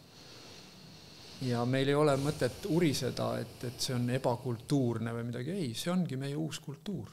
Ja me oleme seda praegu põlistamas.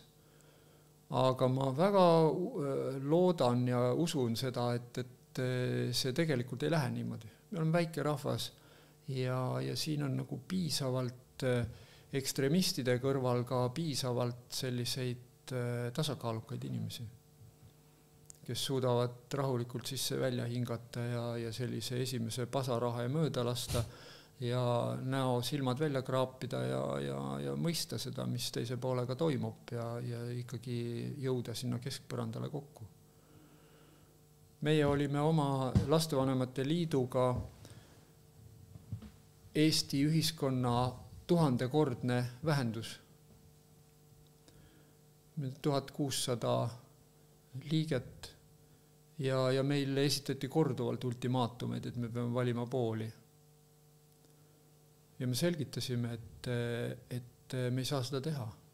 Sellepärast, et meie liikmete seas on neid, kes on vaktsineerinud ennast ja oma lapsed. Meie liikmete seas on neid, kes on vaktsineerinud ennast, aga lapsi mitte. On neid, kes on ennast mitte vaktsineerinud, aga lapsi on vaktsineerinud. On neid, kes ei vaktsineeri ennast ega lapsi. Ja need on inimesed, kes on tulnud 20 aasta jooksul meie organisatsiooni. Ja millisele osale neist me ütleme nüüd, et get lost. See on absurd. Kusagil peab olema ruum, kus inimesed saavad kokku, ka ekstremistid. Me peame õppima üksteist uuesti kuulama. Ja see on meie uue haridussüsteemi, see ei saa tulla kuskilt mujalt, kui see peab tulema koolist, eks. Ja see on pikk protsess, see ei sünni niimoodi ühe päevaga, eks. Ühe päevaga sünnivad asjad siis, kui Vene tankid mürinal üle piiri tulevad. Siis tuleb uus äratus. Ja see on nagu see olukord, kus ma arvan, et meie rahvas leiab ennast uuesti, aga ma ei tahaks seda. Mitte mingi nipiga ma ei taha seda. Ma väga loodan ja usun, et me suudame asjad lahendada omakeski, suudame leida selle rahuseisundi ja õpime taas üksteist kuulama ja argumenteeritult suhtlema. Ja kool on selle õppimise koht. Ja õpetaja on selle tuum. Ja see on põhjus, miks ma tunnen, et see, mis õpetajad praegu teevad, on eluliselt ülioluline meie ühiskonna jaoks. Nad peavad oma selja sirgeks lööma, sest keegi peab alustama seda sirge selgsust. Ja õpetajatel on õigus seda teha. Ja vajadus ka. Ja ka muidu koroona ajal võtame näiteks sinu noorema lapse, et teda nagu ei sunnitud mitte millekski, et ta käib Valdorf koolis ja ta ei pidanud tegema vaktsiini, või? See oli meil peres arutelu all ja seal tema oli valmis tegema. Mina ütlesin, et mitte mingil juhul, mina ei ole nõus ja siis abikaasaga nad arutasid omavahel seda teemat. Ja see on nagu, see peab olema, ta oli siis 14 ja ta terve mõistuse juures inimene, ta peab saama selles sõnasekka rääkida. Sundi kui sellist loomulikult ei olnud, aga see oli ühiskondlik sund. Ta käib rahvatantsus ja tal olid kõik need sõbrannad ja kõik need trennid ja kõik asjad ja ümberringi käis see nii-öelda tavaline canceldamise elu, eks ju. Ja ta nägi väga hästi seda ja tal oli hirm naha vahel sellest kõigest. Jah, seda ma mõtlen kooli poolselt, et kooli poolt ei tulnud mingit survet. Kool ei saa sellist asja võtta endale vastutust. Eriti olukorras, kus nende vaktsiinidega uuringud on tegemata, et see ei ole, sellist vastutust ei saavad võtta ainult vastutustundetud inimesed. Ja ma mõtlen ikkagi, selle ju toimus suht palju, et kooli poolt ikkagi tuli survet, et ma mõtlengi, et kas selle puhul siis ongi, et Waldorf kool ja kool siis erinevad. Ei, ma ei pane sellist, väga selgelt oli täiesti üle Eesti koole, kus tehti väga mõistlikke otsuseid, mitte mingisugust survet ega pressi ei tehtud, arutati kogukonnaga läbi. Ei, absoluutselt mitte. Okay. Ei, sellist joont Waldorf kooli ja teiste koolide vahele kindlasti ei ole mõtet tõmmata, see on meelevaldne. Okay. Võib-olla selle kohta, et kui mõned lapsevanemad tunnevad, et ei tahagi nagu kooli panna. Kuidas sina nagu näed seda? Mina ise nagu pigem ikkagi tunnen, et pigem kuhugi kooli nagu oleks hea panna, et sellest on see Palbo Vernik ka rääkinud, et väga oluline on see, kui lapsed nagu lähevadki tülli ja nad õpivad siis lahendama neid konflikte. Et kuidas sa näiteks suhtud sellesse, et kui keegi ei panegi kooli ja jätabki koduõppele ja kuidagi niimoodi nagu? Koduõppe viimaste aastatega on plahvatuslikult kasvanud. Et ma nüüd usun juba, et ma ei liialda, kui ma ütlen, et meil on 1000 õpilasi koduõppel.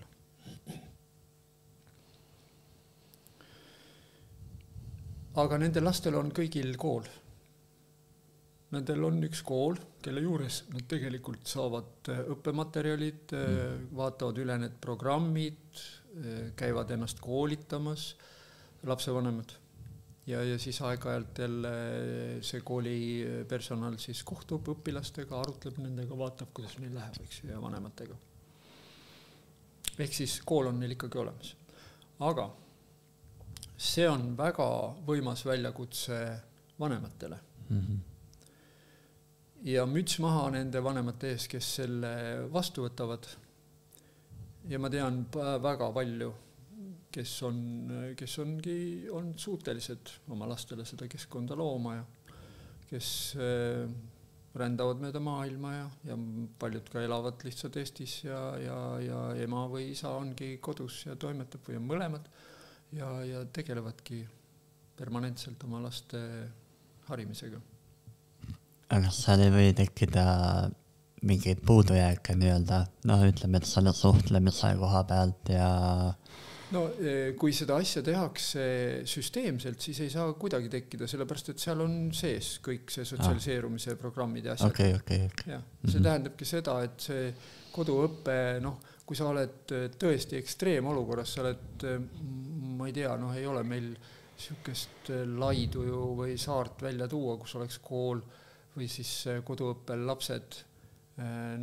Kihnus on ka oma väike kogukond, aga oletame, et sul on mingi ühe majakaga mingi üks saar Mohni, kus sa siis nüüd oled sunnitud, eks ju, oma last seal üksi kasvatama.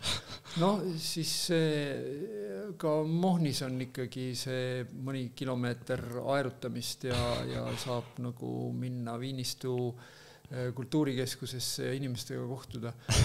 Aga me ei ole sellises ekstreemolukorras üldse. Et sellepärast, et lapsed saavad vähe sotsialiseeruda, see ei ole teema.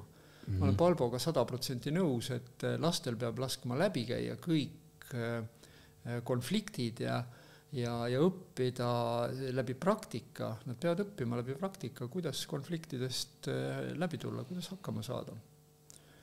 Sest kuidas me saame teada vabaduse piiri sinu ja minu vahel? See ei ole hüpoteetiline küsimus, eks. Kuidas me saame teada? Minu ja sinu vahel siin kusagil on vabaduse piir. Kuidas me seda teada saame? Kus see on? Peame arutama sellele. See arutamine on lihtsalt sooja õhu suust väljaamine. See ei näita meile piiri. Sa mõtled, siis peame minema tülli nagu ja mina näitangi, et kao eemale ja siin on minu piiri. Jah. Mina või sina, kumb meist peab astuma sinna piiri peale ja teine peab ütlema stopp. Kui sa ütle stopp, siis ma jään tallamagi seda piiri, sest ma mõtlen, et see on normaalne. Kui sa nüüd ütled stopp, siis ma saan aru, et nüüd läks asju jamaks asi, küsin, mis juhtus, sa ütled, et siin on minu piir on ja sa astusid selle peale praegu ja siis, kui ma olen niisugune mõistlik inimene, siis ma ütlen, et vabandust, Juhan, see ei olnud minu plaan, eks ju. Et teeme nii, et anna mulle andeks, ma rohkem seda ei tee, eks. Ja kui mul siis juhtub uuesti, siis sa võid küsida, et kuule, mis värk on? Oled pika õppimisega ja ma võin öelda, et vabandust, et näed, läks nüüd, ma olen väga ettevaatlik edasi, eks. Ja kui ma siis ütlen sulle, et kuule, Juhan, et laku panni, siis saad aru, et see on agressioon, eks ju, ja siis tuleb juba hoopis teistmoodi seda asja lahendada. Aga need peavad olema sotsialiseerumise protsessi käigus, mille sisse on konflikt kirjutatud. Ja me ei tohi karta konflikti. Konfliktid on nagu väga tänuväärsed arengutööriistad. Nad viivad meid alati kriisidest läbi uuele arengutasemele, sest areng toimubki läbi suhete. Seepärast areng on suhteline. Millegi suhtes. See on nagu abielus, eks ju, et mees harjub ära sellega, et naine on kodus olemas, eks ju, enam ei pea naise eest nagu väga võitlema ja siis ühel päeval saavad mõlemad aru, et nad elavad lahku täiesti erinevat elu ja kui siis lastakse seda minna 10, 15, 20 aastat ja siis ühel hetkel vaadatakse, kes see kole inimene mu kõrval on, eks ju. Siis on tegelikult ka sellises olukorras veel on võimalik, kui sellest räägitakse ja lihtsalt ei lahutata, vaid minnakse perenõustaja juurde ja või kas või sõpradega koos arutatakse, et kuule, siukene asi juhtus, on ju, mida teha? Siis on ju võimalik tegelikult see suhe tõsta kvalitatiivselt uuele tasemele ja see on areng. Ma tean, ma ütlen niipidi, eks ju, perenõustajana mul on, ma ei tea, kas sadu, aga ütleme nagu kümneid ja kümneid perekondi, kes on väljast näha, nad on elanud nagu rõõsalt ja roosalt väga armsalt koos, elavad siiamaani, aga kes on käinud läbi nagu tõelised kadalipud. Iga pere käib läbi need kadalipud, need suhete draamad. Ja küsimus on, kuidas nendest õpitakse. Sest nii nagu vanemad õpivad, niimoodi õpivad ka lapsed pärast. Kui vanemad lihtsalt lasevad lahku kasvada ennast ja siis lahutavad, siis see on see muster, mida lapsed hakkavad järgima. See on see, millest nad õpivad.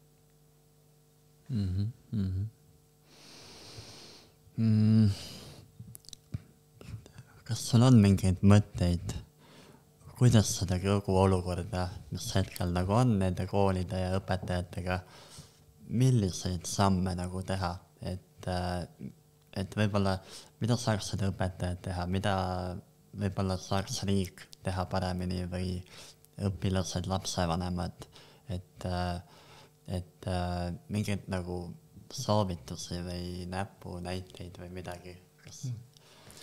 No punkt 1, kõigepealt arusaamine sellest, et kiireid lahendusi ei ole olemas.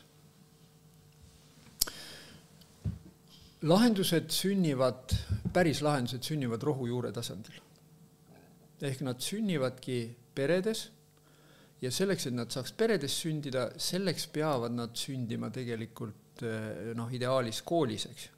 sest koolis tulevad need tulevased lapsevanemad, kes siis on õppinud suhtlema, suhteid looma, hoidma, eks ju, ja konflikte lahendama, üle elama. Kui nad ei ole seda teinud, eks ju, ja täna Eesti ühiskonnas on see fakt, ei ole seda õpetatud, ei ole seda õpitud, see õpitakse läbi kannatuste rohke elu. Siis selle kõige kiirem versioon on see, et on olemas kogukonnad, mille südames on haridusasutus, ja kus siis hakatakse tegelikult nüüd tähelepanu nendele suhte kvaliteedile kui elukvaliteedi alusele pöörama. Need lapsevanemad, kes täna tunnevad, et nad tahavad midagi muuta, nad peaksid minema kas looma ise kogukonna, kui nad ei leia kuskilt, aga ma soovitan kõigepealt vaadata ikka avatud silmadega ringi, leida kogukond, mille juurde minna, mille südames on kool, lasteaed, kuhu saab oma lapse panna ja kus saab ise hakata panustama, järjest õppima ja oma laste hüvangu ja tuleviku nimel panustama. Ja võt seal nende suhete virvarri korrastades, sättides õpitakse tegelikult koos elamist. Ja selle praktika käigus luuaksegi nüüd see kogukond, mille esindajad ühel ilusal päeval jõuavad Toompeale. Ja teevad seal vastavad seaduse muudatused, mis on vajalikud selleks, et seda maal elu alles hoida. Sest meie kultuuri alused on põllu, metsa ja merekultuur. Seda Tallinnas võib teha konservi, eks ju, ja Tartus ka, eks ju, võib selles mõttes, et muuseumid on vajalikud, ma ei naeruväärista neid, aga seal ei ole võimalik seda kultuuri säilitada. Seda peab elama. Ja seda saab teha ainult maal. Ja see on ka tänane siseturvalisuse ja välisturvalisuse küsimus number 1, et kuidas elu maal säiliks.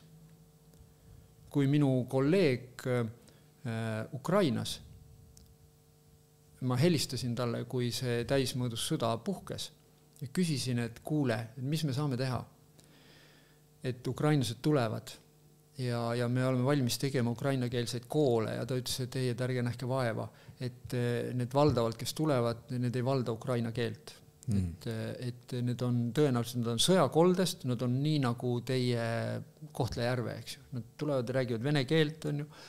Kui te tahate, tehke venekeelseid koole, aga siis ta ütles mulle, et ukrainlased ei põgene maalt, ukrainlased lähevad maale. Ja ta ütles, et kõige olulisem on praegu, et oleksid olemas maakohad, kus on põllulapp, kus sa saad kasutada oma toidud, kus on kelder, kus sa saad seda hoida, kus on kaev, kus saad ämbriga vee kätte, kus on metsas puud, mida sa saad ahju panna ja see ahi, mida sa saad kütta maja soojaks. Ja siis sellistesse kogukondadesse ütles, kui te tahate aidata, aidake meil maksta õpetajatele palka. Ja ta ütles, et kui ma ütlesin talle, et tead, et meil käib praegu täiesti teistpidi protsess, meil pannakse maakoole kinni, siis ta ütles, et ärge tehke seda. Soomlased on teinud uuringud, eks ju, viimase 1990-2010 aastani. Ligi 1000 maakooli pandi kinni. Alus oli raha kokkuhoid. Täna metauuringud ütlevad, mitte mingit raha kokkuhoidu ei tekkinud, mitte kuskil. Ei alguses ega pärast läks vastupidi, raha kulus palju rohkem. 5-8 aasta jooksul tekkis kultuuriline kollaps. Inimesed läksid ära. Ja see on nüüd olukord, eks ju, kus meil on empiirilised faktid, eks ju, olemas. Meil on täiesti reaalne elu, sõjaelu Ukrainas. Meil on, ma ütleks, et kohutav õnnetus, halduslik õnnetus, valitsemisõnnetus Soomes. Et kui täna küsime, miks Soome on NATOs, siis minu üks professorist, haridusteadlasest sõber Soomes ütles, et ega meil muud pääsu ei ole. Et põhjas selle talvesõja kombel me enam oma riiki kaitsta ei suuda, sest meie piiriäärd on tühjad. seal ei ela enam kedagi. Sest koolid on läinud ja rahvas on läinud. Meil on vaja õppida sellest, eks. Kui sa küsid, mida siis me peaks tegema, siis iga lapsevanem võiks ikkagi oma laste tulevikule ja enda tulevikule mõeldes investeerida oma aega rohkem sellesse, et mõista, mida tähendab elukestev õpe ja kuidas tema kui lapsevanem saaks teha kõige olulisemat kasvatuslikku ehk olla oma lastele eeskujuks.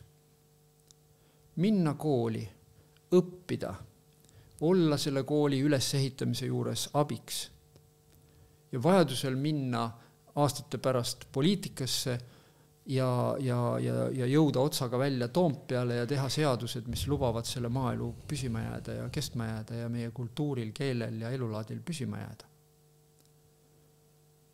Et see on nagu siukene, ma arvan, lõpetuseks siukene hea suur pilt, et Waldorf kool on selle protsessi sees üks valguse näitaja. Sest seal on olnud läbi aegade rohkem vabaduse printsiipi. Ja nagu elu näitab, eks ju, et need õpilased, kes on Waldorf koolist tulnud, nii mujal maailmas kui Eestis, uuringud näitavad, et nende loomingulisus on tähelepanuväärselt kõrge, nad saavad eluga väga hästi hakkama ja nad on eluga rahul. Ehk sellisest, kui me nüüd võtame siis mujal koolides õppinud õpilastega kõrvutame, mis Waldorf koolis, mida ka minu kolleegid on öelnud, et ärme toome neid näiteid, me ei taha kellegiga võistelda. Aga kuna meil sinuga on see teema arutelu all, siis ma ütlen selle välja ja meie kuulajatele, vaatajatele ka, et sellepärast olen mina valinud Waldorf kooli oma lastele, sellepärast olen mina panustanud sinna kogukonda, aga kui me tahame oma Eesti elu säilitada, siis Waldorf koolidest ei piisa. Need teadmised, oskused peavad minema, oskus suhelda, suhteid luua, hoida, konflikte lahendada, see peab minema igasse kooli, igasse Eesti kooli. Saagu nii. Mul natuke jäi õhku ennem see, et kas Waldorfis käivad erivajadustega lapsed või ei käi? Või kas neid võetakse vastu? Ideaalis on igas Waldorf kooli klassis üks laps vähemasti, kes vajab abi. Ta võetaksegi sellepärast, et teised lapsed saaksid aru, et meie keskel elavad inimesed, kes vajavad abi. Ja nad õpivad olema sotsiaalselt kaastundlikud ja vastutustundlikud. Mul olin Itaalias, tule kahjuks nüüd praegu selle Waldorf kooli nimi meelde, aga ma olin seda siis külastamas seda kooli ja siis ma nägin selle kooli sümfooniaorkester. Seal koolis õppis 260 õpilast. Sümfooniaorkestris mängis 80, ülejäänud olid kooris. Ja siis ma siukene vahva oli vaadata, kuidas siis klassivennad, õed, kuidas nad tuli see laviin tormas sinna peale, eks ju, ja siis mul jäi eriti silma, kuidas üks ratastooliga poiss siis 3 tema kolleegi rabasid ta siis sülle ja 2 tema kolleegi tulid tema ratastooliga. Ja see oli nii koordineeritud, see käis nagu välgukiirusel, sekunditega oli oma koha peal, istus seal ja sama vaatasin teiselt poolt tuli üks väiksemates klassides oli siis karkudega üks tüdruk, kes siis samamoodi toodi. See on see, kuidas me õpime üksteist aitama, kuidas me õpime hoolima ja mõistma, et meie ümber on inimesed, kes vajavad abi ja tuge. Kui me seda ei tee koolis, kus me teeme seda siis? Väga ilus. Mul oli mingi lõpuküsimus, aga läks meelest. raamatu kohta ka natuke, et saan aru, et tulevad veel 2 raamatut, on ju. Et kuidas võib-olla kirjeldaksid seda raamatu lugu ka, et kirjutasid 1 ja nüüd plaanid 2 veel või? Alguses tegi kirjastaja mulle ettepaneku, et ma aitasin tal selle kogukonnal kooli luua ja siis ta tegi ettepaneku, et ma kirjutaksin sellest raamatu, sest ta ütles, et kõik, kes tahavad luua kooli, peaksid tegelikult teadma seda kõike. Ja siis ma ütlesin, et okei, ma teen seda, siis ma hakkasin seda kirjutama, aga siis ma ühel hetkel sain aru, et inimesed, kes loevad seda ja ei tea, kus kohast ma tulen, et mis on see, miks ma üldse täna mõtlen niimoodi, kes ma üldse olen selline. Et ma tegelikult peaksin inimestele ikkagi andma kõigepealt arusaamise sellest, kuidas minu arusaamised on kujunenud. Ja siis ma kirjutasin oma lapsepõlvest, kooliga kokkupõrkest ja kõikidest nendest kirjudest seiklustest, mis tegelikult tõid mind siis ühel hetkel ärimaailma ja nüüd ma katkestasin see raamat küll kirjeldab põgusalt ka sellesse ärimaailma jõudmist, aga nüüd see teine raamat, järgmine raamat tuleb sellest siis, kuidas ettevõtjatele suunatud raamat, mis räägib sellest, kuidas siis on inimlikkusele tuginedes ja sellisele heale inimlikule haridusele tuginedes on võimalik luua üles ettevõtteid, mis on tippkasumlikud ja toovad nii rahvale kui tegijatele tõelist rõõmu. Ja ma teen seda selleks, et kui ma nüüd jõuan 3. raamatuga kooli loomise juurde, siis tegelikult nüüd ettevõtjad ka saavad aru, miks nad peaksid panustama koolidesse. Miks meie tänane maksusüsteem ei tööta, aga ma ei taha rääkida sellest, kuidas maksusüsteemi ümber teha nendes raamatutes. Ma tahan rääkida sellest, kuidas lapsevanemana, ettevõtjana panustada täna koolidesse ja selleks, et ma saaks seda teha, ma pean kõnetama edukaid ärimehi. Et nad saaksid aru, et koolid on võimalik ümber kujundada selliseks, et nende head mõtted on rakendatud ka koolide juures. Aga ennem peavad nad aru saama, mis alustel koolid töötavad. Sest kui nad lähevad seda juhtima kui ettevõtet või andma siis oma panust kui ettevõtja, siis võib juhtuda, et see käru läheb külili. Ja seepärast tulebki esimene raamat on siis ükskõiksus ühestumine, teine raamat on ükskõiksus kahestumine ja 3. raamat on siis ükskõiksus kolmainsus. Siis ma proovin need kõik 3 komponenti tervikusse sulandada. Väga kõva. Ma arvan, et oled maailma muutja, nagu ma päriselt usun, et sa muudad sellega, selle ettevõtmisega midagi. Nende firmajuhtide ja koolide kohta ka, et mingi aeg ma nägin, et vennad Villigud hakkasid ka nagu kooli panustama, kas sa tead, mida nad tahavad teha või kaugel nad sellega on? Nad on oma ettevõtmistega väga ägedad mehed. Nad on mitte lihtsalt ise panustanud, vaid nad on suutnud veenda tervet suurt hulka teisi ettevõtjaid kaasa tulema. Ja see on kordades olulisem kui ise panustada. Et selles mõttes on, ma julgen öelda, Martin Villig üks tähelepanu väärsemaid investoreid Eesti tulevikku, Eesti haridusse. Ja ma arvan, et tema eeskuju järgi tuleb, ta leiab palju järgijaid.